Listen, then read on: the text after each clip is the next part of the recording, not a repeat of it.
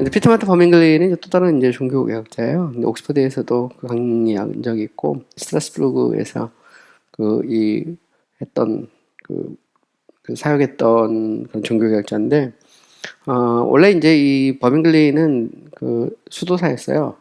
특별히 도미니칸 수도사입니다. 아퀴나스적인. 그래서 원래 이제 도미니칸 수도사였다가 이 종교개혁자가 됐던 그런 인물이죠. 그러니까 되게 재밌는 것은 이제 루터나 칼빈이나 무스클로스 이쪽은 소위 이제 프란치스칸 어거스틴 학파 쪽이에요. 그러니까 좀 더 유명론적이면서도 스코트적인 영향이 이렇게 보이거든요. 경건이나 실천을 강조하고 합리적 사고나 논리적 추론보다는 성경에 말하는 하나님을 이렇게 선포하고 인정하고 이런 쪽이 좀 더 강하다면 토미스트적인 그런 그 신학자들에게는 좀 더 이제 철학적인 시도나 합리적인 어떤 사고 이런 것들이 많이 나와요. 이제 버밍글리는 이제 토미스트적인 그런 경향이 보이죠. 그거는 뭐 중세 후기의 어떤 흐름이에요. 흐름에서 어디에 서 있느냐, 어디에서부터 교육을 받았느냐에 따라서 그의 신학의 논리나 전개에 있어서도 좀 차이가 나거든요. 그래서 크게 요즘 뭐 역사 신학에서는 이 사람이 이제 토미스틱 인텔렉츄얼리즘에 속하느냐, 아니면 스코티스틱 발런티리즘에 속하느냐 이렇게 말하거든요. 이 토미스틱 인텔렉츄얼리즘이라는 것은 토마스적으로 어떤 지성주의, 쉽게 말해 논리적이고 합리적이고 설명하려고 시도하는 이런 경향을 띈다는 말이고요. 스코티스틱 발런티리즘이라는 것은 원래 발런테리즘이란 말 자체가 볼룬타스라는 라틴에서 온 말의 의지, 이 말은 실천, 의지, 그 다음에 믿음 뭐 이런 쪽을 강조하는 거죠. 경건. 이런 면에서 종교개혁은 제가 볼 때는 이렇게 보여져요. 종교개혁자들 안에는 이 칼빈이나 루터나 무스클로스 같은 경우는 좀 더 이렇게 경건, 실천 뭐 이런 쪽, 상당히 스코티스적인 경향이 보이고요. 그렇다고 뭐 토미스적인 경향 자체를 무시하는 건 아닙니다. 좀 더 그쪽이 좀 더 강하다는 말이죠. 반면에 버밍글리나 이런 사람들은 좀 더 논리적이고 합리적인 설명을 시도하려는 이쪽이 강하고요. 되게 재밌는 것은 이제 후기 종교개혁으로 오면 개신신학자들은 다 섞여요. 섞여서 제가 볼 때는 이 스코트스적인 그런 어떤 실천과 경건 뭐 이것도 이어받고요. 뭐 종교학자들을 통해서 이어받은 것도 있어요. 루터나 칼빈을 통해서. 또 반면에 이 토마스적인 상당히 합리적으로 설명하고 하려는 그런 시도가 또 등장해요. 그래서 16세기 말에서부터 18세기 거의 초반까지의 그런 신학적인 글들을 보면 고도로 정교화된 그런 신존재 증명이라든가 뭐 존재와 본성에 대한 어떤 관계에 대한 설명이라든가 또 이 본성에서부터 속성과의 어떤 연계성 이런 것들이 아주 그물망처럼 이 설명이 나오는 그런 신학자들이 의외로 많아요. 그건 뭘 의미하냐면 중세가 갖고 있는 거대한 두 가지 흐름이 믹스돼서 자기들 나름대로 선택적으로 자신의 신학을 전개하고 있는 그런 모습을 보여주고 있는 것이죠. 그래서 우리는 이제 개신교 신학자들 좀 더 앞에 나가서 종교개혁자들이 갑자기 막 하늘에서 막 떨어졌다고 생각하면 안 돼요. 그들이 갖고 있는 어떤 지적인 전통에서 자신들의 신학을 발전시키죠. 거기에 대해서 기초는 성경입니다. 우리는 그걸 잊어버리면 안 돼요. 그러니까 결국 소라 스크립트라인데 이 부분에서 이 일반 계시의 차원에서 철학이라든가 이성의 역할을 어느 정도까지 허용할 것이냐 이런 정도에서의 그런 어떤 논의지 뭐 이들이 막 완전히 그런 별종 다른 뭐 그런 건 아닙니다. 심지어는 뭐 유명론자들도 마찬가지예요. 그들도 카톨릭 신학자들이고 그들에게 있어서 큰 틀에서 보면 이 유명론자들도 결국은 이제 어떤 합리적 사고나 논리 뭐 이런 것보다는 성경에 말하는 어떤 언약, 작정, 또 계시 뭐 이런 쪽에 이제 주로 포커스를 둬야 된다고 생각했던 사람이 실천, 삶 이런 게 이제 종교학자들에게 영향을 미친 것이죠. 어쨌든 버밍글리 같은 경우는 이제 그런 얘기를 합니다. 하나님은 무한하심으로 그가 알려주시는 어느 하나의 칭호로 다 이해되실 수 없다. 그럼에도 불구하고 그의 특별한 속성들은 그의 효과들과 사역들에서 추론될 수 있으며 이들에서부터 우리는 신적인 본성과 능력이 어떤 것을 이해할 수 있다. 되게 토마스적이죠. 그죠? 우리가 이제 그의 효과들과 사역에서 하나님이 어떤 분인지를 뭐 할 수 있다고요? 논리적으로 추론할 수 있다는 거죠. 그래서 우리의 신적인 능력과 본성이 어떠한 것을 이해할 수 있다. 그러므로 우리는 전체를 이해할 수는 없지만 적어도 하나님에 대한 부분적 지식에 도달할 수 있다. 더욱이 인간은 이런 차원들과 칭호들로 그를 알므로 하나님의 본성과 무한한 실제를 어떤 의미에서 인식할 수 있다. 이거는 칼빈하고 약간 이 톤이 달라요. 칼빈은 하나님의 본성에 대해서 자꾸 수론하고 그런 것 자체는 형이상학적으로 자꾸 이렇게 추론하는 것 자체가 쓸데없는 짓이다. 이렇게 말하는 거거든요. 그 하나님을 차라리 믿고 고백하고 예배하고 엎드려야지. 반면에 버밍글리는 얼마든지 자연에 대한 관찰을 통해서 신이 어떤 분인지를 단을 알지 못하지만 더듬할 수 있다라는 상당히 아퀴나스적인, 토미스적인 전통을 띠죠. 그건 이유는 버밍글리 자체가 도미니칸 수사기 때문에 그래요. 그래서 그런 부분들이 이제 이렇게 드러나는 겁니다. 자, 이제는 이제 개혁주의 신학자들, 16세기 후반에서부터 이제 뭐 멀리 보면 18세기 초반, 적게 보면 17세기 후반까지 이렇게 보는데, 장길은 18세기 초중반이기 때문에 멀리 보면 18세기 초중반까지 봅니다. 물론 이제 18세기는 이제 계몽주의 시대이기 때문에 겹쳐요. 이렇게 겹쳐나가는 17세기 후반부터 이렇게 겹쳐나가는데, 그래도 계몽주의 시대에서도 이런 보다 정통주의적인 그런 신학을 지키려고 몸부림쳤던 인물이 있죠. 그런 인물들이 있는데, 영국에서는 이제 앵글리칸 같은 경우는 토마스 리들리 같은 사람이 그랬고요. 그 다음에 침례교에서는 이제 존 길 같은 사람들이 이걸 지키려고 노력하고, 스코틀랜드에서는 토마스 버스턴 같은 사람들이 정통주의 신학을 지키려고 이렇게 투쟁을 하거든요. 어쨌든 보면 이제 마카비우스나 고마로스, 발라이우스 같은 경우는 여호와, 에흐에, 그죠? 있음 그 자체입니다. 그 다음에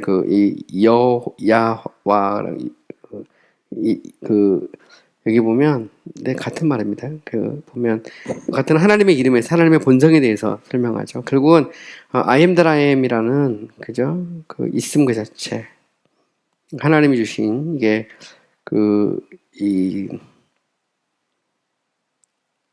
그죠? 그래서 야훼, 예흐베, 그죠?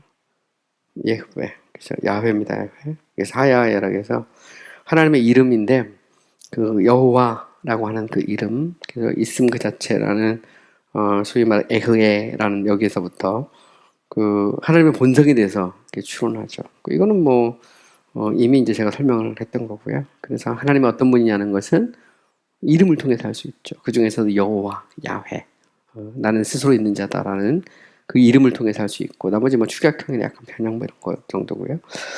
아마데스 폴라누스 같은 경우, 이제 폴라누스는 위에 나오는 이제 마코비우스, 고마르스, 발라이우스로 화란 신학자입니다. 이제 폴라누스는 스위스 바젤에서 활동했던 이 신학자예요. 원래 독일 계통의 신학자인데, 바젤에서 활동했던 개혁주의 계통의 이제 신학자들이죠.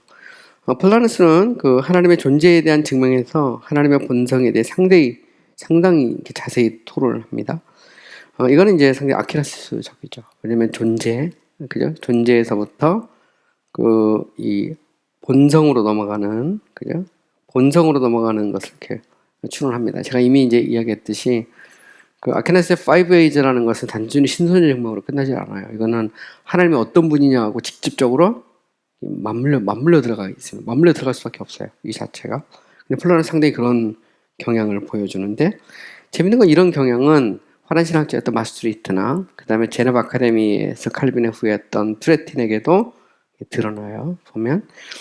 그래서 여기 보면 이제 마스트리트나 이제 트레틴 같은 경우도 나타나죠. 이것은 쉽게 말하면, 잘 보세요. 여기 위에는 이제 화란 신학자들, 여기는 이제 바젤, 스위스의, 마스트리트는 화란 신학자, 트레틴은 제네바 아카데미에서 활동했던 학자들인데, 어쨌든 이런 개혁주의 신학자들에게 있어서 존재와 본성에 대한 어떤 정교한 어떤 탐구, 철학적인 시도들이 있어요. 물론 출발은 하나님에 대한 이름입니다. 그거는 우리가 배제할 수 없고요. 심지어 아퀴나스 같은 경우도 하나님의 속성분류에 들어가잖아요. 그거 보면 하나님의 이름이 나와요. 특히 야훼, 여호와에 대해서 아퀴나스가 굉장히 깊게 신학대전에서 보면 이제 묵상하고 있는 것을 볼 수가 있죠.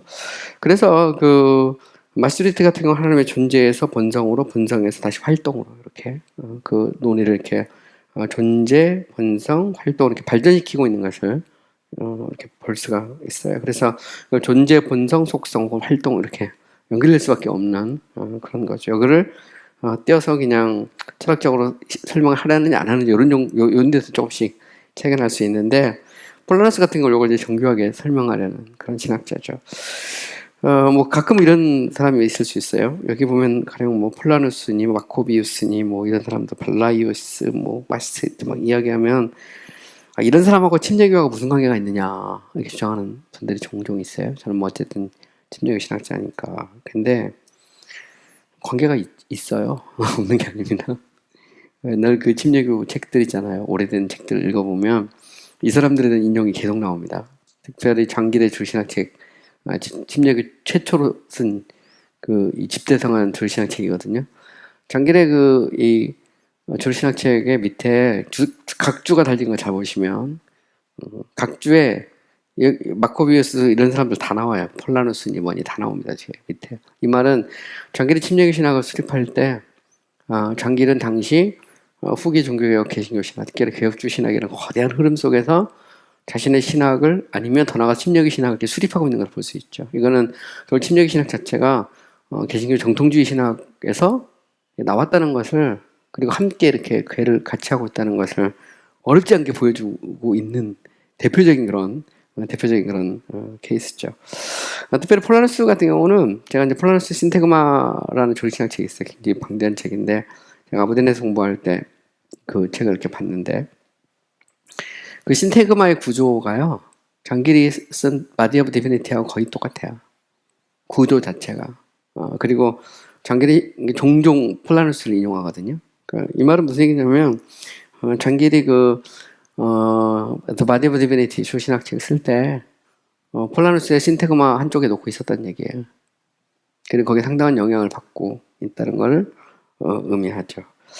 자, 폴라누스 같은 경우는 이제 하나님이 존재하신다는 진리에 대해서 진술하고 난 다음에 하나님의 본성에 대해 다루죠. 그래서 뭐 당연히 이제 존재 나왔으니까 본성이 나올 수밖에 없죠. 그리고 그는 하나님의 본성에 대한 믿음을 이제 두 부분으로 하나님의 성품과 그리고 신성의 그 위격들에 대한 믿음으로 나누죠. 그래서 보통 이제 개혁주의 신학자들은 하나님의 존재, 본성, 성품, 삼위일체. 요즘 조신학책에서 나오는 순서잖아요. 근데 많은 경우 요즘에는 이제 존재와 본성을 빼고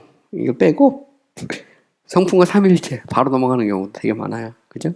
존재 이건 너무 철학적이다 빼버리고 존재가 빠지니까 하나님이 어떤 분야에는 본성에 대한 논의에 있어도 속성에서 다뤄버리기 때문에 이 부분을 빼고 여기다가 이제 하나님의 이름 뭐 이런 게 집어넣죠. 그래서 하나님의 이름, 성품, 삼위일체 이런 식으로 나누는데 전통적인 신학에서도 뭐 비슷한 케이스 있지만 어떤 존재를 다루고 본성 다루고 하나님의 이름을 앞에 가든 뒤로 가든 들어갈 수도 있어요. 경우에 따라 앞으로 쫙 빼기도 합니다. 존재 앞으로 빠질 수도 있어요. 근데 이거는 뭐 학자들마다 이렇게 조금씩 차이가 나는 거고 어쨌든 존재, 본성, 성품, 삼위일체 이런 식으로 조신학이 전개가 된다는 것을 여러분들이 이렇게 관찰해 보면 어렵지 않게 할 수 있어요. 자, 우리 이제 웨스트민스터 신앙고백서나 벨직 신앙고백서에 보면 하나님의 본성, 하나님의 어떤 분야에 대해서 정리를 딱 하고 있어요. 하나님은 단순하시며 가장 단순하시며 단순하다는 말은 하나님의 단순성이죠. 하나님은 존재 그 자체로 완전하신 하나님이죠. 이런 면에서 하나님은 simple being입니다. 이건 나중에 제가 자세히 설명할 거예요. 굉장히 중요한 개념이고 현대신학에서 가장 도전을 많이 받는 개념이고 또 이 개념 자체가 이제 아리스토텔레스적인 어떤 이 철학적 사유와 같이 이렇게 맞물려 들어가고 있는 중요한 개념이고 또 재밌는 건 성경에 하나님이 단순하단 말이 있느냐 이게 이제 또 논의가 될 수 있는 거거든요. 성경에 하나님이 단순한 분이다 이런 말이 있느냐 이게 이제 어려워. 이거는 사실은 하나님의 이름 야훼 특별히 이제 나는 스스로 있는 자다 self existence being 자존자에 대한 묵상에 싸운 개념이거든요. 이 자체가. 이건 똑같아요. 삼위일체가 성경에 그 삼위일체라는 개념이 있느냐도 없어요. 삼위일체는 있는 거죠. 이것처럼 그래서 정통신학에서는 하나님이 단순하다는 건 교부시대 이래로 계속 내려옵니다. 아퀴나스 이전에도 보면 이미 뭐 그 어거스틴이나 이쪽 계속 내려오거든요. 내려오고 아퀴나스에게서 나오고 이거는 뭐 종교개혁자들, 개신교 신학자들에 그대로 연결되고 웨스트민스터 신앙고백서에서 들어있고 침례교 신앙고백서도 들어있어요. 왜냐면 침례교회 제2차 런던 컨페션하고 얼스투스 크리드가 그 웨스트민스터 신앙고백서를 그대로 받은 거거든요. 적어도 이런 부분들에 있어서는. 그래서 가장 단순하다 이런 말이 나오죠.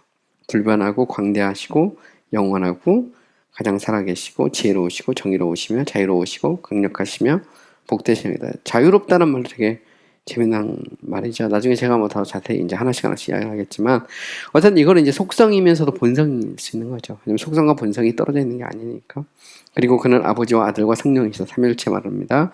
하나님의 본성은 신성 그 자체이나 신적인 본성이시며 숫자로 하나이시지만 육격들의 공동체로서 세 분이시다. 그것은 우리에게 이름들이나 구분의 속성들로 알려진다. 여기 보면 이름들이나 구분의 속성들로 알 수 있죠. 하나님이 누구냐? 어떤 분이냐? 어떤 성품을 갖고 있느냐는 것은 하나님의 이름과 속성들을 통해서 알 수 있죠. 꼭 논리적으로 철학적인 추론은 없어도 우리는 성경을 통해서 얼마든지 알 수 있어요. 하나님의 이름과 성경이 말하고 있는, 성경이 선포하고 있는 하나님의 속성, 성품들을 쭉 우리는 얼마든지 나열할 수 있다는 것이죠. 여기에서 철학적 도움을 받을 것이냐, 안 받을 것이냐, 뭐 이런 부분은 좀 차이가 있을 수 있죠. 그래서 토마스적인 그런 견해에서는 좀 더 적극적으로 철학적 수용이 있는 거고, 반면에 이제 중세 후기 쪽으로 가면 가급적 철학적이고 논리적이고 합리적인 걸 좀 멀리하려는 경우 있고, 또 종교학자들도 조금 멀리하려는 경향이 있어요. 물론 뭐 버밍리 같은 경우는 조금 더 토미스적인 경향을 띠고 있지만,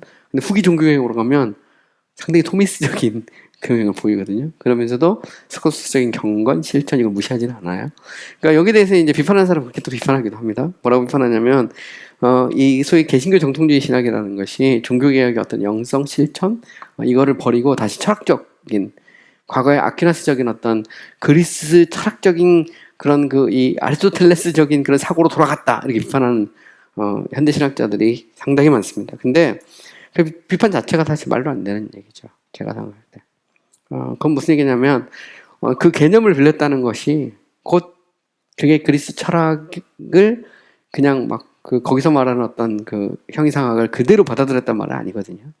도구로 썼던 건 도구로. 그걸 도구로 썼느냐 아니면 그걸 그대로 수용했느냐 이건 상당한 차이가 있는 것이죠. 이런 면에서 정통주의 신학 자체를 맹목적으로 종교개혁과 이렇게 서로 이렇게 대립관계에 있는 걸로 해석한다든가, 아니면 뭐 또 이 개신교 정통주의 신학 자체를 그리스 철학, 특히 아리스토텔레스의 철학을 직수입해서 성경의 메시지를 왜곡한 것으로 해석한다든가, 뭐 그렇게 볼 수는 없다는 겁니다. 근데 뭐 현대 신학에서는 막 차고 넘쳐서 하나님의 전지성, 전능성, 영원성, 편재성 막 비판할 때 보면 그게 다 철학에서 왔다 그러거든요. 성경에서 온 게 아니라고 그러거든요. 근데 적어도 과거에 이 신학을 수립하는 사람들은 그렇게 생각하지 않았다는 거죠. 중세 신학자들조차도 그게 성경의 메시지예요.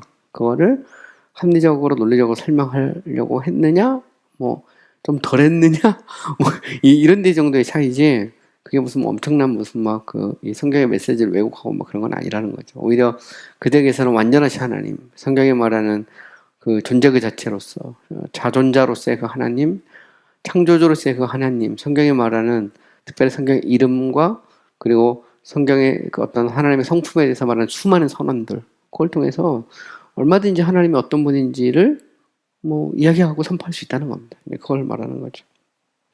에드워드 레이 같은 경우는 이제 영국 신학자죠. 영국의 청교도 신학자인데, 레이는 이제 하나님의 본성은 두 가지, 신적인 본성과 그 본성 안에 있는 육격들의 구분, 삼일체 말하는 거죠. 그래서 삼일체라는 것은 three persons in one nature, 그죠?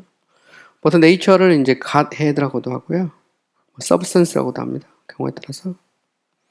그 다음에 이제 person을 이거를 subsistance로 이렇게 substance라고 말해요. 그래서 three substances in one substance 이렇게 표현하게 됩니다. 한 본성 안에 세 위격이 있다. 그래서 이제 하나님이라고 하는 말은 오직 본성상 하나님에게만 해당되는 거죠. 부적절하게 천사들이나 마귀들에게도 종종 쓰긴 하지만, 그러나 그렇다고 해서 이것이 적합한 건 아니다. improper 그렇죠. proper 우리가 이제 그런 얘기 쓰잖아요. 야훼라는 말은 proper name이잖아요. 오직 하나님에게만 쓰는 말이에요. 이거는 incommunicable 합니다. 그 어떤 피조물에게도 줄 수 없는 이름이죠. 근데 놀라운 건 이 하나님이라는 이름이 누구에게 쓰냐면 예수, Jesus Christ. 예수님이 나와 아버지는 하나다. 딱 할 때 이게 엄청난 선언입니다. 나는 존재 그 자체란 말이거든요. 그죠? 성경에서 나오는 그 야훼를 예수님이 내가 곧 그와 동일하고 그가 나의 아버지고 내가 곧 야훼다 이렇게 말하는 거잖아요. I am 하면서 딱 들어가잖아요. 그때 보면 이 자체가 이제 굉장히 충격적인 그런 선언이죠. 그 당시 그 히브리인들이 그거 들었을 때 바리새인들이나 레위인들, 서기관들, 예사님들 들었을 때 뒤로 넘어가죠. 넘어갑니다. 근데 예수님은 요한복음에서 계속해서 내가 하나님의 아들이고 아버지와 나는 동일하고 나와 곧 아버지는 하나고 그죠? 내가 하나님이고 얘기하는데 대단합니다. 이거 보면 그래서 야 이게 과연 이게 그죠? 문제는 그걸 믿느냐 안 믿느냐 이제 이런 거에 이제 직면하게 되는 건데 이 땅의 모든 것이 나를 통해 만들어졌고 다 말하자는 이게 엄청난 선언이죠. 보면 인간이 만약에 그 소시니스가 말한 것처럼 마리아와 요셉에게 태어난 인간이 그렇게 하고 다니면 그죠? 그래서 소시니스 그렇게 말하거든요. 예수님 구세주도 아니고 하나님도 아니고 단지 우리가 어떻게 하면 구원받을 수 있는지 삶을 통해서 모범으로 보여준 신 것뿐이다. 그래서 이제 모범설이 이제 소시니스의 구원관인데 그리스도처럼 살면 된다는 거거든요. 근데 뭐 요즘 뭐 그런 거 엄청 많잖아요. 보면 예수가 진짜 하나님이라는 거 인정 안 하려고 하죠 사람들은. 자, 마스트리트 화란신학자입니다. 마스트리트 같은 경우는 그런 얘기를 하죠. 하나님의 존재와 독립성을 출애굽기 3장 13, 14절에 넣어요. 여기 참 재밌죠. 결국 하나님의 존재와 독립성을 어디서 찾느냐. 그럼 정통주의 신학자들은 성경에서 찾은 거예요. 철학에서 찾은 게 아니거든요. 성경이 하나님을 얘기할 때 나는 스스로 존재하고 나는 야훼고 나는 엘로힘이고 나는 영이고 성경이 말하잖아요. 다 보면 스피릿 이것도 이제 하나님의 본성과 관련된 되게 중요한 개념이거든요. 장길은 하나님의 본성을 다룰 때 아예 스피릿, 가드의 스피릿을 같이 집어넣어서 얘기합니다. 왜냐면 이게 같이 맞물리거든요. 특히 인격이시 하나님, 자존자이시 하나님이라고 할 때 스피릿한 개념은 이게 뭐 단순한 개념이 아니에요. 하나님의 본성과 관계된 굉장히 중요한 그런 개념이거든요. 이런 경우는 이제 블링거, 무스크로스 같은 종교개혁자들과 히에롬 장키우스, 폴라너스 같은 초개혁주자들의 전통을 따른 것이다. 다 이분들은 하나님의 이름을 썼죠. 자, 그 다음에 마스트리트는 출애굽기 3장 14절에 나오는 하나님의 본성은 그의 본성 그 자체가 우리의 본성으로 접근할 수 없으므로 그의 본성은 불가해하다, imperceptible 하다 그러죠. 그리고 이것은 신약에서 하나님은 육신의 눈이나 지성의 눈으로 볼 수 없는 inaccessible light, 그죠? 접근할 수 없는 빛으로 표현하죠. 그러니까 유한한 인간이 하나님께 그냥 접근할 수 없는 그 빛 그 자체, 그죠? 원천이죠, 원천. 왜냐면 모든 빛은 존재하기 또 다른 빛, 뭔가를 필요로 하거든요. 그죠? 또 모든 빛은 그림자가 있습니다. 근데 하나님 회전하는 그림자도 없다는 말이거든요. 그 말은 하나님 빛 그 자체라는 얘기거든요. 접근할 수 없는 빛. 그죠? 근데 그 하나님인데 그 하나님을 어디서 찾을 수 있냐? 출애굽기 3장 14절에 나온다는 거죠. 신적 본성을 그는 가장 단순하며 가장 순수한, 그죠? pure, 순수한 행동태. 여기서 이시스무스라는 거 이렇게 들어가면요. 이게 최상급이에요, 최상급. 그래서 the most simple and pure act 이런 말입니다. 그래서 하나님은 가장 단순하고 가장 깨끗한 행동. 이게 되게 재밌는 말이죠. actus. 심플 액트란 말이 있거든요. 이게 이제 심플 하나님의 단순성에 대한 얘기인데 하나님의 행동태란 얘기죠. 잠재태가 존재하면 안 되거든요. 이미 이제 아리스토텔레스 형상에서 나온 건데 모든 그 존재는 형상과 진리로 이루어져 있고 그리고 이 형상과 진리가 결합되면서 어떤 존재가 나오고 그 존재는 그 존재가 만들어지는 순간 다시 잠재태가 되거든요. 메타가 되거든요. 또 다른 형상에 의해서 다시 존재가 나오고 이게 무한반복인데 근데 만약 신이 있다면 그 신은 진료가 있으면 안 되죠. 형상 그 자체고 형상 그 자체라는 것이 신은 행동태야 돼. 액투스라 해야 돼 말이죠. 그래서 이런 면에서 그 액션은 잠재태를 갖고 있지 않기 때문에 the most simple and pure action이 돼야 되죠. 그죠? 하나님은 근데 이 본성을 어디서 살 수 있느냐? I am that I am. 나는 있음 그 자체라는 데서 살 수 있다는 말입니다. 나는 있음 그 자체. 나는 존재하기 위해 또 다른 존재를 필요하지 않는다. 나는 스스로 존재한다. 이 말이 엄청나게 많은 것을 이제 내포하고 있는 겁니다. 이거에 대한 이제 아주 정교한 이 논리적 추론을 아퀴나스가 했거든요. 근데 이제 그게 개신교 신학에 그대로 들어있습니다. 특히 마스트리트 같은 경우 보면 하나님에 대해 이야기하고 장길도 똑같습니다. 장길도 같은 그런 차원에서 이야기를 하죠. 그리고 이 하나님의 단순성과 그의 무한성은 연결되죠. 그리고 이것은 단절되게 무한하고 그는 또한 이런 하나님의 본성을 이해할 수 있거나 이해하는 무한한 실체에 대한 개념이나 무한한 생각으로 여기는 데카르트적 사고와 다르다. 되게 재밌는 표현이 나오는데 우리가 이제 데카르트 나오잖아요. 그 철학자 중에 보면 이 프랑스 이제 신학자죠. 르네 데카르트. 그래서 데카르트가 한 뭐 유명한 말 꼬기또 에르고숨이라고 해서 나는 생각한다 고로 나는 존재한다. 나는 모든 걸 의심할 수 있지만 의심하고 있는 그 의심하고 있는 내가 있다는 것은 의심할 수 없다는 말이거든요. 꼬기또 에르고숨이라는 것은 관념론의 대가라고 하죠. 결국 무슨 얘기냐면 이 신의 본성이라고 하는 것은 쉽게 말하면 어떤 개념에 불과하다는 거예요. 정말 그 실체가 있느냐 없느냐 그건 중요하지 않은 것이죠. 사실 보면 이런 면에서 이제 신이라고 하는 것은 어떤 개념이라 무한한 실체에 대한 개념이나 무한한 생각, ideas, thought에 불과하다고 생각을 한 거죠. 보면 이거는 이제 안셀름과도 연결될 수 있는데 이게 안셀름하고 좀 달라요. 안셀름은 신이라는 개념에서 신의 실제를 증명하려고 하잖아요. 근데 이미 안셀름에 있어서 안셀름의 존재론적 논쟁을 읽어보면 프로슬러기언이나 모노슬러기언을 읽어보면 그 안에서 그가 생각하는 신이라는 개념과 실제가 같이 가는 것 같아요. 같이가. 그죠? 이미 제가 이제 설명을 했던 것처럼. 그러니까 없는 신, 개념만, 껍데기만 있는 그 신을 말하는 게 아니거든요. 그래서 그런 완벽한 섬이라는 개념은 그건 개념이지, 개념. 없을 수 있어요. 근데 더 이상 위대한 어떤 존재를 생각할 수 없는 어떤 존재로서의 신, 그 존재는 실체가 있거든요. 그걸. 껍데기가 아니라는 거죠. 이런 면에서 마스트리트도 같은 생각을 갖고 있는 거예요. 하나님은 어떤 분이냐 할 때 하나님이 스스로 있는 분이다. 자존자다. 그분은 가장 단순하고 가장 순수한 행동태 그 자체다. 철학적 개념을 이용하면. 그런데 그 하나님은 단순한 개념이 아니라는 거예요. 그분은 실체가 있다는 거죠.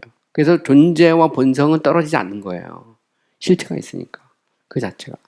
그러니까 그 있음 그 자체로서의 그 신은 완전하신 하나님으로서의 그 신은 완전하신 본성을 갖고 있다. 이게 이제 아퀴나스적 개념이거든요. 이건 아비케나가 이제 가져온 개념을 가지고 설명한 그런 건데. 결국 이제 이게 단순한 어떤 사변, 그게 아니라는 겁니다. 근데 이거는 뭐 스코투스도 비슷하죠. 스코투스도 무한한 존재라고 얘기할 때 스코투스도 더 이상 무한할 수 없는 어떤 궁극적 존재로서의 신을 얘기할 때 이제 그 신존의 증명에서 형이상체 신존의 증명에서 스코투스도 그런 신을 전제로 하고 있는 것 머릿속에.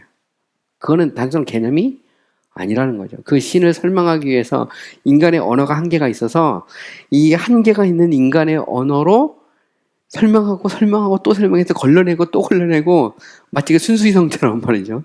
이 칸트의 순수이성도 걸러내는 거거든요. 걸러내면 정말 깨끗한 이성, 깨끗한 개념이 나온다는 말이겠는데 그것처럼 걸러내서 나온 그 개념인데 그건 단순한 개념이 아니라는 거예요. 데카르트적인. 그거는 실체가 있는 거라는 거죠. 마스트리트는 이제 출애굽기 3장 14절에 나오는 하나님의 이름은 하나님을 존재 그 자체로 표현함으로써 절대적으로 첫 번째이시며 독립적인 존재, absolute premium, at independence로 표현하고 있다고 생각합니다. 그리고 하나님은 계시록에서 처음과 나중으로 그 성경에서 계시한 하나님은 자존자이시며 절대적으로 처음 존재하시는 분. 이제 그걸 설명하는 겁니다. 출애굽기 3장 14절에 나오는 그 하나님 어떤 분이냐. 그분은 절대도 있고 독립적 존재고 그 하나님은 처음과 나중이고 그 하나님은 자존자이고 아세 하면 이 being from 이 himself 이런 정도입니다. 그 다음에 NCF를 프리미엄하면 절대적으로 처음 존재하시는 분. 왜냐면 그 신 이전에 누군가 존재하면 그게 신이거든요. 보면. 네, 이런 면에서 자존한다는 말, 이 개념 하나 속에서 이런 것들이 이렇게 추론이 되는 거죠. 상당히 다 보면 얼마든지 그죠? 그래서 추론이 되는 겁니다. 이 자체가 하나님은 이런 분이야 라는 것을 이 이름 하나에서부터 추론이 가능하다는 겁니다. 쭉 보면. 그래서 이게 하나님의 이제 그 환네스, 본성에 대한 꾸이디 따테노를 꾸이디띠라고 하거든요. 그러니까 하나님의 무엇, 네이처, 본성에 대한 어떤 이 묵상이죠. 보면. 그런 이제 또한 이제 로마서 1장 20절에 나오는 신성, 그죠? 헬라어로 이제 데오이테스 혹은 디비니타스, 그죠? 그래서 2장에 나와 보면 이 신성이란 말하고 데오테스란 말 나오거든요. 라틴어로 데이타스. 갈라디아 4장 8절에 보면 데이아 피제스 디비나 나토라 해석이 보면 디비니타스 데이타스 이 디비나 나토라 이렇게 나오죠. 그래서 디비니티 디어티 이걸 이제 현대 영어에서 이걸 디비니티라고 그러고 하고요. 이걸 디어티라고 그래요. 디어티. 요거를 natural the divine nature. 그죠?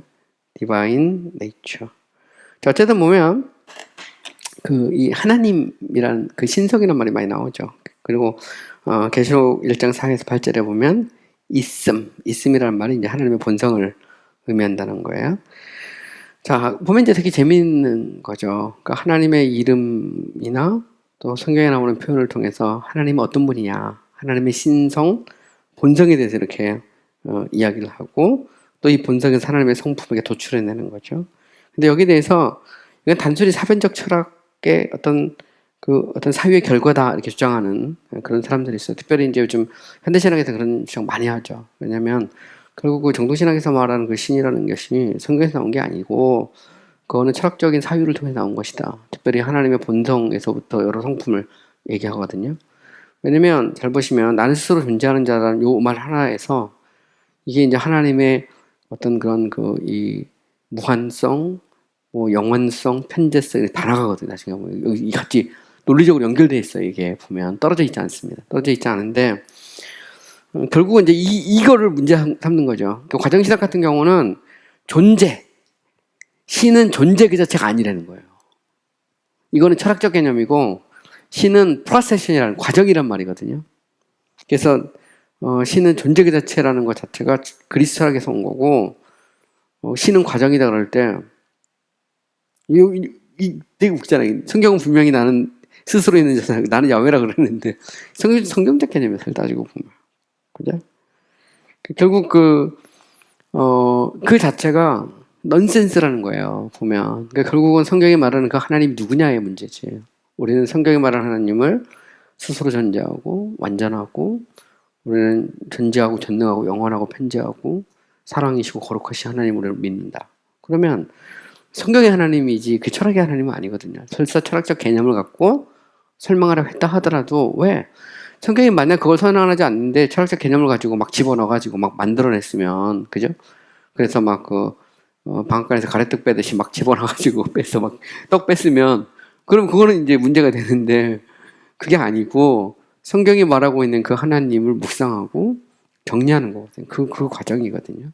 이런 면에서 이제 그리고 그 하나님이 누구냐, 어떤 분이냐 이렇게 말할 때 성경은 명확하죠. 하나님은 존재 그 자체예요.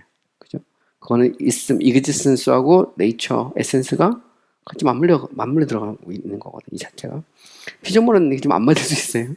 그렇지만 하나님은 그렇지 않다는 거거든요. 이게 이제 굉장히 중요한 그 하나님의 본성과 관련된 그 속성과 관련된 굉장히 중요한 그런 사유죠. 자, 학론파들 보통 이제 우리가 그 알미니안이라고 많이 말하는데요. 도로도총회에서 이제 정통주의적인 그런 구원론에 대해서 비판을 제기했던 학론파들과 그 소시누스 주의자들은 그 이제 하나님의 본성 이 단어를 이거는 우리가 이제 네이처 뭐 혹은 아니면 substance 혹은 아니면 에센스 이게 다 이제 본질에 쓰는 말이거든요. 이런 표현 자체가 이거는 이게 피조물에 쓰는 말이지 하나님에게 쓰면 안 된다 이런 거죠. 근데 결국은 이제 이걸 통해서 삼위일체를 부인하게 되는 그런 결과를 가져오거나 아니면 이제 신을 제약하죠. 학론파에서는 신을 제약합니다. 보면 그래서 제이크 말미누스 같은 경우는 하나님이 세상을 만들기로 작정하는 순간 자기를 제한하죠. 존재 그 자체를 포기해버려요. 신이 자체가 상당히 좀 과정신학적인 그런 모습도 보입니다. 이 자체에 보면. 그래서 이제 알미니안적인 신학에서도 과정신학을 많이 받아들이거든요. 상당히 그 알미니안적인 신학을 갖고 있는 사람들이 과정신학을 많이 수용해요. 그 이유가 뭐냐면 신의 완전성을 포기하니까 완전성은 그리스 철학적 개념이라고 생각을 해버리니 견제하고 쳐내고 나면 그러면 남는 게 뭐가 있어요? 그러면 과정밖에 더 있어요. 자기를 리미트하고 제한하고 십자가에서 그 어쩔 수 없이 자기를 그 십자가에 못 박을 수밖에 없는 어떤 그런 상황으로 막 몰고 가거든요. 그래서 그걸 통해서 자기를 실현하고 발전시키고 확장하고 막 이렇게 나가거든요. 근데 정토신앙은 그런 게 아니거든요. 하나님의 존재 그 자체고 모든 것을 자신의 주권 속에서 다스리고 통치하고 사람을 만들 필요도 없고 세상을 만들 필요도 없는데 만드셨고 사람을 사랑하셔서 아들을 보내시고 아들 예수 그리스도가 우리의 죄를 십자가에 죽으시고 부활하시고 또 지금도 하늘 보좌 우편에 다스리고 통치하시고 또 궁극적인 그 나라를 위해서 지금도 일하시는 하나님 이렇게 들어가죠. 그러니까 보면 그 하나님이 누구냐라는 거에 따라서 이제 이 신학의 어떤 방향이나 흐름들이 쭉 형성되는 거죠. 이게 보면 결국은 잘 보면 신학은 그렇습니다. 모든 신학 꼭대기로 올라가자는 게 신론이에요. 신론. 네가 믿는 하나님이 누구냐. 저는 항상 그 생각을 하는 조신학을 하면서 늘 생각하는 건 뭐냐면 그 엘리야가 갈멜산에서 누가 참신이냐 똑같아요. 그거하고 그 싸움을 지금도 하고 있는 겁니다. 갈멜산에서 불로서 심판하는 불로서 그 재물을 태우는 신이 참신이다 할 때 위로부터 임하는 신이거든요. 보면 근데 그 싸움 그죠? 그 신간의 싸움인데 그 신간의 싸움이 지금도 계속되고 있는 거죠. 끝없이 반복되고 있는 것입니다. 자, 이제는 이제 우리가 생각해보려는 또 다른 인물이 있어요. 이제 그 사람이 장길이죠. 장길은 뭐 18세기 초중반 침략 신학자고요. 장길의 조리신학, The Body of Divinity를 보면 이제 하나님의 존재에 대해서 다루고 그 다음에 하나님의 본성, The Nature of God에 대해서 장길은 다뤄요. 거기에 대해서 제가 이제 정리를 했습니다. 요약을 한 건데 피조물에게 속한 본성이 있는 것처럼 하나님에 속한 본성이 있다. 피조물의 본성을 이해하는 것이 어렵다면 하나님의 본성에 대해 이해하는 것은 모든 것 중 가장 어렵다. 그건 인정합니다. 근데 피조물도 본성이 있는 것처럼 하나님도 본성이 있다. 이 말은 피조물에게 쓰는 이 본성이라는 단어가 하나님에게도 쓸 수 있다는 말입니다. 하나님이 누구냐? 어떤 분이냐? 그죠? 우리가 당연히 물을 수밖에 없죠. 있다면 어떤 분이냐? 그러니까 쉽게 말하면 환니스를 물을 수밖에 없어요. 단지 사물의 본성을 우리가 참 찾는 게 어렵잖아요. 그런데 하나님은 얼마나 더 어렵겠느냐 이제 그런 정도 이해하는 겁니다. 사도는 갈라디아 4장 8절에서 본질상 하나님이 아닌 자들 여기서 본질상 나오죠. 여기 슈퍼스타시스에서 본성이 나오는데 이것은 본질상 한 분이신 하나님이 계시다는 의미다. 그죠? 베드로서 1장 4절에 보면 신성한 성품에 참여한다. 이게 신에 속한 성품이거든요. 신에 속한 성품은 하나님의 본성이죠. 이거는 이제 마스리트도 얘기했던 건데 성경 속에 신성, 신에 속한 이 성품 이런 말이 이 자체가 다 네이처거든요. 하나님의 본성에 대한 어떤 질문이거든요. 이런 본성을 divinity, deity, godhead 이렇게 표현하죠. 그래서 이건 제가 이미 했던 얘기인데, 그래서 이거를 이제 divine nature 이렇게 쓰기도 합니다. 하나님의 본성을 해서 divine nature 이렇게 쓰기도 하고요. 뭐 경우에 따라 substance라는 말을 쓰기도 substance라는 말도 쓰죠. 여기 대해서 하나님의 본성은 어떤 피조물에게 전달될 수 없다. 정통 개혁주의에서 하는 말이죠. 그리고 이런 하나님의 본성을 빌립보서 2장 6절에서 그리스도에서 말할 때 하나님의 형상 이런 말을 쓰죠. 근데 이때 형상은 본래적 형상입니다. 오리지널 이미지 오브 갓이에요. 예수 그리스도는 하나님의 형상이라고 할 때 형상 그 자체입니다. 본래적 형상을 말하는 것이지 파생된 형상이 아니죠. 본질상 그리스도는 하나님의 형상입니다. 왜냐하면 영부터 계신 하나님의 아들이잖아요. 그죠? 비가튼니스한 겁니다. 그래서 바로 그 아버지로부터 태어나신 거거든요. 그거는 영혼 속에서 요거는 뭐 나중에 삼일체 할 때 설명할 건데 정말 어려운 그런 표현이죠. 근데 어쨌든 보면 그리스도의 형상 할 때 그거는 신의 본성을 가졌다는 그런 의미죠. 이사야 28장 29절에 보면 본질에서 본질이라는 말이 여기서 나오고요. 또한 하나님의 본성은 여호와 나는 스스로 존재하라는 자는 표현이나 그가 있다 존재하신다는 12서 11장에 잘 표현되어 있다. 이게 되게 중요한 말입니다. 결국 장기력에 있어서의 하나님의 본성, 하나님이 어떤 분이냐는 것은 야훼, 나는 스스로 있다라는 그 말과 있음, 그죠? 있음 그리고 12서 11장 6절은 이 하나님께 나오는 자는 반드시 그가 계신 것과 그가 자기를 찾는 자들에게 상 주시는 이 신분이다 된다 할 때 계신 것. 이게 되게 중요해요. 그가 계신 것. 존재죠, 존재. 존재인데 이거 존재는 곧 본성이거든요. 나는 있다. I am. 그죠? I am that. I am. 야훼. 그죠? 야하야 할 때 이런 표현들이 하나님이 어떤 분인지를 그 자체가 내포하고 있다는 겁니다. 하나님이 어떤 분이다. 결국 하나님이 어떤 분이냐를 알려면 하나님의 존재를 보면 알 수 있는 거죠. 되게 재밌죠. 그죠? 그래서 인간은 존재한단 말이에요. 저런 존재는 존재하는데 내 존재를 본다고 해서 내 본성이 반드시 드러나는 건 아니거든요. 일치되는 것도 아니고 때로 보면 한계가 있고 좀 그런데 하나님은 존재와 본성이 이제 일치한다. 그런 말이죠. 본성은 어떤 사람이나 사물의 어떠함, 그죠? what it is를 표현하는 것이다. 출애굽기 33장 20절, 23절에서 하나님의 얼굴을 볼 수 없는 것처럼 그의 본성은 특별히 현재 상태에서 인식되고 이해되고 충분히 알려질 수 없다. 하나님의 얼굴을 보지 못한다는 말은 하나님의 있음 그 자체로서 하나님을 볼 수 없다는 말이거든요. 하나님의 얼굴을 본다는 건 있는 그 자체로서 하나님을 볼 수 없다는 말이죠. 하지만 미래 상태에서는 얼굴과 얼굴을 맞대고 보는 것처럼 보게 될 것이다. 하지만 아무리 탁월한 상태라도 유한한 지성은 하나님의 무한한 본성과 존재를 다 이해할 수 없다. 이 말은 되게 재밌는 말입니다. 우리가 그러면 얼굴과 얼굴을 맞대고 본다라고 할 때 그 나라에 가면 영원한 천국에 가면 그 말은 인간이 하나님의 본성을 다 할 수 있단 말이냐. 그거는 아니라는 거죠. 우리가 영원한 천국에 가도 하나님은 창조주고 그죠? 인간은 피조물이에요. 피조물. 우리는 피조물일 수밖에 없고 이 사이에는 차이가 있을 수밖에 없죠. 그러니까 인간이 하나님의 본성 그 자체로 다 할 수 있느냐. 그건 아니다. incomprehensible 하죠. but knowable. 여기도 적용됩니다. 이 본성은 삼위일체, 그죠? 삼위에게 공통적이지만 한 육격에서 다른 육격으로 전달되지 않는다. 그들은 서로 참여하고 하나님의 구분되지 않는 본성으로서 그것을 소유한다. 이게 되게 이제 재미난 표현이죠. 삼위일체에 대한 말인데 하나님은 본질상 한 분이죠. 본성상. 그죠? 성부와 성자와 성령이 한 본성 가운데 존재하고 육격으로 구분되죠. 그런데 이 본성은 공통적이지만 한 육계 다른 육격으로 이렇게 트랜스포머블 하지 쉽게 커뮤니커블 하지 않다는 겁니다. 그 자체로 완벽하죠. 그리스도 자체로 완전히 하나님입니다. 그죠? 성령 자체로 완전히 하나님이고 성부 그 자체로 완전하신 하나님이시죠. 이거는 뭐 우리가 부인할 수 없죠. 그들 모두는 그것을 죽이신다. 그것은 어느 부분을 한 육격으로 다른 부분을 다른 육격으로 참여하는 것이 아니라 각각 전체에 참여하신다. 신성의 충만이 그리스도 안에 거하는 것처럼 성령 안에서도 아버지 안에서도 거하신다.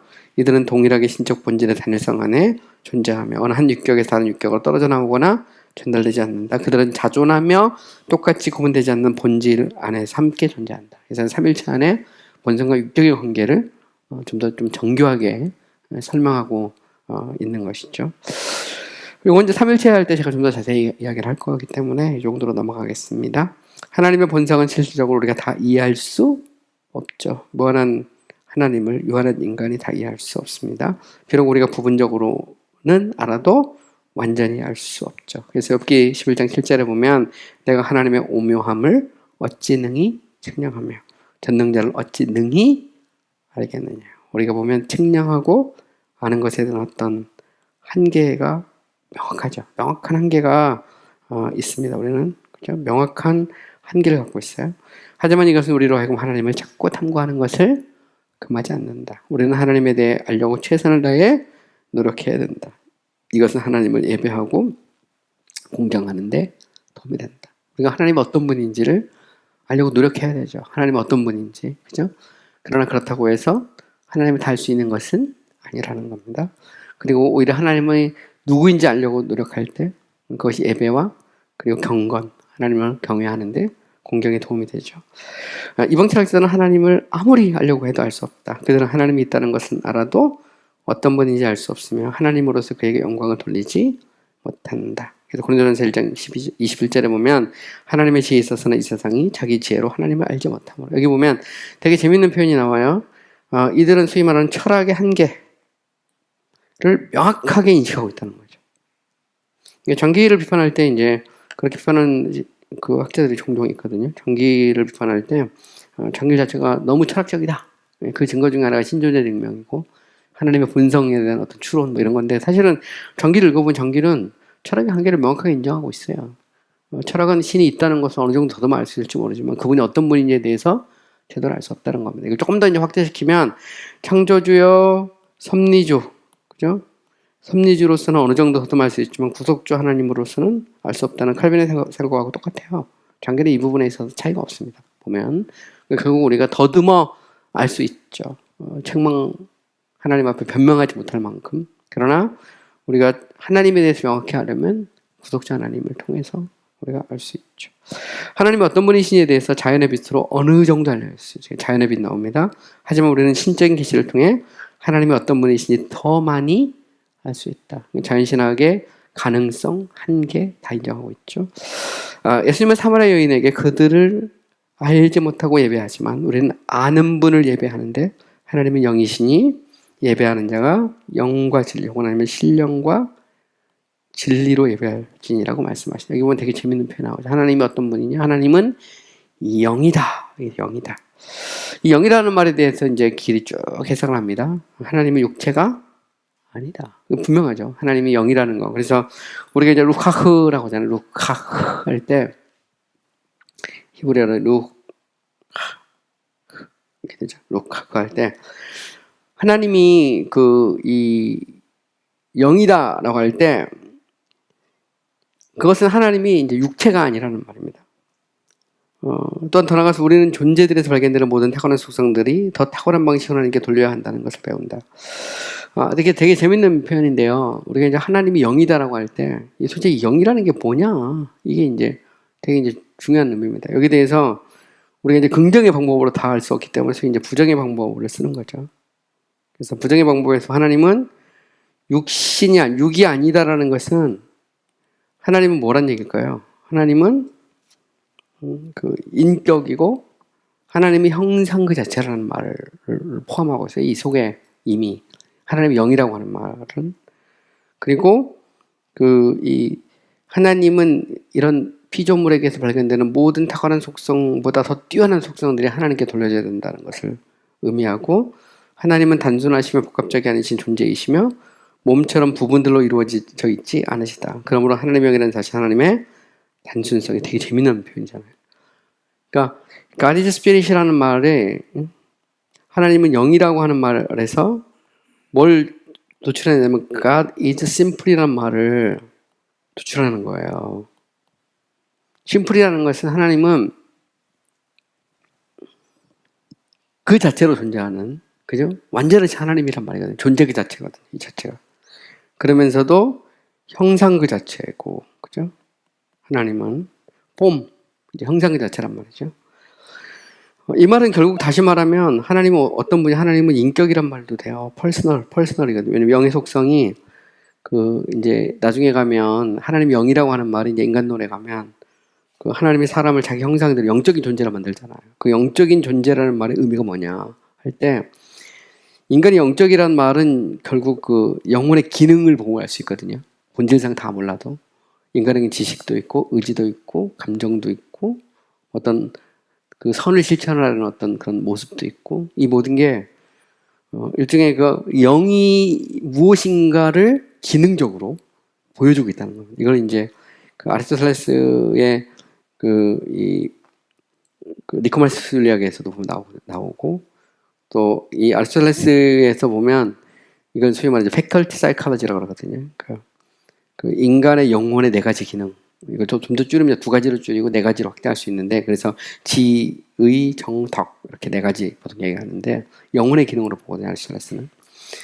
그러니까 결국 이런 모습을 피조물이든 어떤 예를 들어서 뭐 동물이든 식물이든 그림자처럼 가지고 있고 인간은 그걸 온전히 갖고 있는데 이것이 인간답게 하는 특징이라는 거예요. 인간의 지식, 의지, 감정, 덕 이 자체가.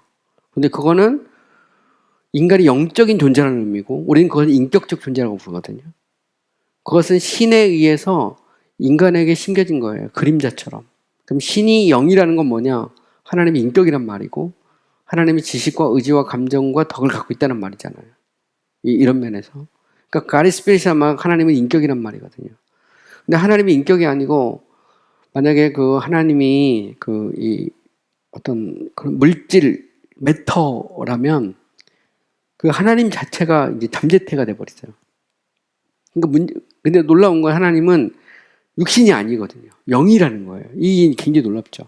그러니까 하나님이 영이라는 거 안에 하나님이 그 인격이라는 말의 의미를 갖고 있죠. 이거는 제가 이제 전에 설명했던 것처럼 하나님은 인격이다. 그건 명확하잖아요. 하나님이 영이다. 하나님이 인격이라고 할 때 인격의 특징은 뭐냐면 이 펠로우십의 특징, 커뮤니언의 특징을 갖고 인격은 교류하는 측면이 있거든요.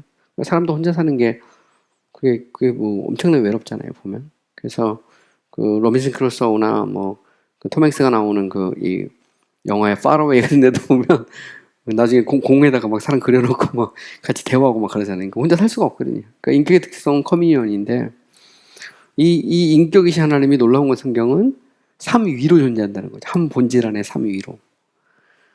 이거는 서로의 그런 커뮤니케이션의 대상이 있다는 거죠. 완벽함. 만약에 이게 완벽하지 않으면 하나님은 세상을 만들어야 될 또 다른 필요성을 느끼죠. 잠재태가 돼버려요. 그럼 하나님의 영 그 자체가 깨져버리거든요. 이게 이제 굉장히 어렵죠. 근데 한번 생각을 해보세요. 우리 유일신론의 가장 단점, 특히 이제 우리가 one person in one nature라고 하는 소위 이제 이슬람 같은 경우, 그죠? one person in one nature거든요. 하나님 한 분, 알라 하나다, 한 분이다 할 때, 문제는 그 한 분이 삼일체를 인정 안 하거든요. 그 하나님밖에 없어요, 하나님. 소시누스가 규정했는데, 소시누스는, 신은 원래 그냥 one person in one nature라고 생각했어요. 그리고 이 성령은 신의 능력, 파워고, 그 다음에 예수 그리스도는 신에 의해서 만들어진 피조물이거든요. 신적인 어떤 능력을 부여한 것 뿐입니다, 예수 그리스도는. 그러니까 신은 아니에요. 신은 오직 한 분이에요. 소시누스에 따르면 이 세상은 신이 혼자거든요. 그리고 문제는 뭐냐? 신이 한 분이고 그분이 인격이고 그분이 영이에요. 근데 이제 문제가 거기에요. 만약에 신이 인격이 아니고 물질이라면 그것도 문제가 되고, 인격이라고 할 때 혼자 있으면 대상을 반드시 필요로 해요. 커뮤니케이션을. 이거 고민한 게 랭동 겔킹이나 이런 사람이 고민한 거예요, 이게. 저기도 그렇고, 몰트만도 그렇고. 신은 세상을 안 만들 수 없다는 걸 얘기할 때, 삼일체는 깨기 싫으니까 삼일체 안에 사랑이 존재하는 것처럼 신은 이 사랑을 실현하기 위해서 피조물을 만들지 않을 수 없다라고 하는 하나님의 자유를 거기서 제안하거든요. 리미트하죠. 그러니까 이런 게 이제 신론에서 이게 나오는 거죠. 그래서 하나님이 어떤 분이냐, 이게 되게 중요한 거죠. 근데 성경은 놀랍게 하나님은 한 본질 안에 삼위로 존재하시고, 그 하나님은 완전하시고 존재 그 자체고, 그 단순한 존재이시고, 그 하나님은 영이시고, 또 그 하나님은 야훼이시고 엘로힘이고, 이런 표현들이 이제 우리로 하여금 인격이시면서도 그죠? 완전하시고 그런 하나님으로서의 모습이 드러나는 거죠. 만약 하나님이 이 three persons one nature가 아니라면, 하나님은 완전하다고 할 때, 존재 그 자체라고 할 때, 그 개념을 유지하기가 정말 어려워져요. 정말 어려워지죠. 이것이 그리스 철학하고도 다른 포인트예요. 그리스 철학은 신이 있다면 그 신은 존재 그 자체인데, 문제는 그 신은 결국 영원한 고독 속에 빠져있는 신이거든요. 그러니까 인정을 안 한 겁니다. 그리스 철학에서는. 수많은 신들을 만들어내죠. 막 인간과 같은 제우스부터 시작해서 막 그 12개의 신들을 만들어내잖아요. 왜냐면 혼자는 안 되거든요. 완전하다 하도 그러면서 그 신을 불완전한 신으로 다 만들어버리거든요. 왜냐면 완전한 신이라는 건 개념상 존재하지 실제로 존재하지 않는다는 겁니다. 데카르트 개념은 똑같죠. 보면. 근데 여기에 대해서 이 신학자들은 그 신은 존재한다는 거예요. 성경이 그걸 말하고 있다는 거죠. 그 신은 완전하면서도 인격적이고 삼위로 존재하고, 그 신 중에 한 분이 사람으로 오셨고, 이게 보면 기독교의 어떤 독특한 그런 이 교리이고, 이제 신학이죠, 보면. 그리고 이제 되게 재밌는 건 이제 길은 바로 이제 그 하나님이 영이다라는 거, 속성에 다루지 않고 본성에 다뤘다. 그건 왜냐면 본성에 있어서 하나님이 영이라는 것은 굉장히 중요한 의미를 가지고 있다는 것을 의미합니다. 오늘은 이제 여기까지 수업을 하고요. 저희가 이제 추석 명절에 잠깐 쉬고, 그 다음에는 이제 하나님의 성품에 대해서 이야기할 때, 성품을 이제 구체적으로 다루기 전에 소위 이제 프레디케이션의 문제가 있어요. 피조물에게 이 피조물의 어떤 본성이나 성품을 서술할 때 쓰는 그런 어떤 용어, 단어를 과연 신에게도 쓸 수 있느냐. 그래서 이제 그걸 predicate, problem predication이라고 그러는데, 이건 이제 오래된 문제예요. 옛날 교부 때부터 쭉 계속 논의되고 또 논의되고, 아까 제가 이제 무스클러스 얘기할 때도 그 얘기 잠깐 했었는데, 이거 뭐 소시누스나 학론파들도 제기했던 문제죠. 본진성, substance란 말을, 이게 이제 성경에 그 사람들이 그것은 성경에 없는 개념이고 철학적 개념인데 이거를 과연 신에게 쓸 수 있느냐, 요렇게 문제를 제기하거든요. 여기 든 반론은 뭐 성경에 신성도 있고 본성도 있고 다 나오니까 성경에 있는 개념이다 이렇게 이제 반박할 수 있는 건데, 어쨌든 문제가 있습니다. 그래서 이제 predication의 문제, 그 다음에 속성 분류, 속성을 어떻게 분류하느냐. 그래서 요즘 현대적인 책에서는 뭐 주로 이제 뭐 communicable, incommunicable라든가 아니면 절대적, 상대적 이렇게 구분하고 하는데, 이 속성 분류도 굉장히 다양한 신학적인 의미가 들어있어요. 그래서 이런 속성 분류에 대해서 좀 얘기하고요. 이제 그리고 난 다음에는 이제 하나님의 성품 속성에 대해서 하나씩 쭉 정리를 해보도록 하겠습니다. 오늘 수고하셨습니다.